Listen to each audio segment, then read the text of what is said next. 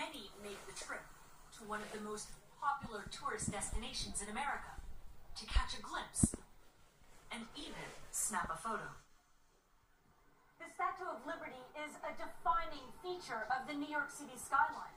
But if Washington can't get a budget together by Monday, Lady Liberty and other national museums and monuments will be closed to visitors. A government shutdown would mean men and women in uniform won't get paid, and public servants like Sean O'Connell will be temporarily out of work. On a lunch break from his job at the Social Security Administration, he can't believe what's happening in Congress. It's an insult. I mean, we took the oath to basically provide service, to protect the Constitution from enemies foreign and domestic.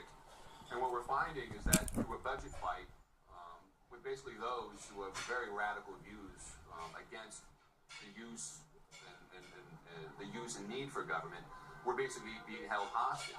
Washington Passport Agency is closed for lunch. The last time the U.S. government closed its doors was in the mid-90s, costing American taxpayers $1.4 billion. Today, a shutdown seems almost unavoidable. It sounds like the Democrats here in Washington are obsessed with shutting down the government. And that's all they talk about. I don't know of anyone who wants to shut down the government. The only thing we want to shut down is Obamacare. And the reason why we want to shut down Obamacare is because of the harm it's doing to the American middle class. Passing a budget will halt a government closure, but a more pressing deadline looms. This divided Congress needs to raise the debt ceiling by mid-October, or the U.S. risks defaulting on its financial obligations. Failure to meet this responsibility would be far more dangerous than a government shutdown. It would effectively be an economic shutdown with impacts not just here, but around the world. For now, the world waits for the largest economy to pass a budget and keep Lady Liberty from turning her back on her thousands of visitors. Samira Hussein, BBC News, New York.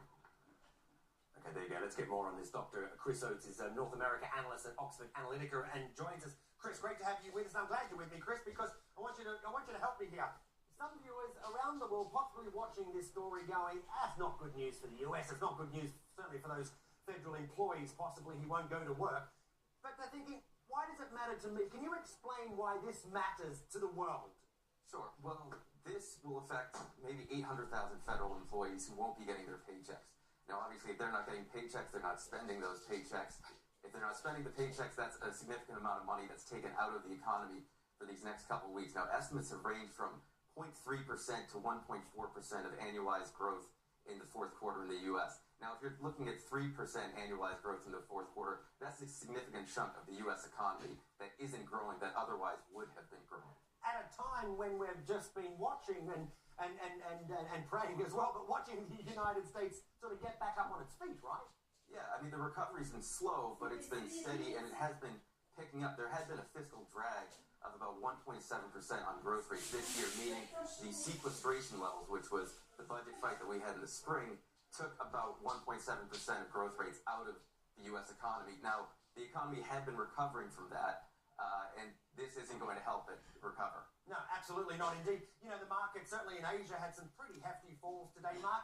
Everybody doesn't know what's going to, they don't know what's going to happen in the markets. We know hate uncertainty, but they're also looking at the other deadline. I mean, this is kind of a warm-up to October the 17th with the that debt ceiling. I mean, is it even imaginable that the U.S. could default on its loans? I think it is unimaginable, and I actually think this government shutdown can help prevent that. Because John Boehner, the Speaker of the House, his problem is that a significant chunk of his party wants a showdown with Barack Obama. The 80 representatives signed a letter earlier in the summer saying, use the budget to defund healthcare reform. Now, if he needs to pick a fight with those representatives, and he only wants to pick one, then the government shutdown is the one to pick. Because while it will hurt the economy, it does not affect the full faith and credit of the United States. It won't affect bond repayments. It won't lead to a default.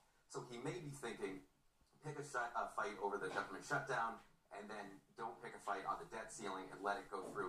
This may placate the conservative base enough to let the debt ceiling go through mid to late October when it's set to be hit. Okay, well, whatever it is, it's certainly a risky chess game indeed. Short and sweet, we appreciate your time. Thank you very much, Chris. Dr. Chris Oates there joining us from Oxford Analytica.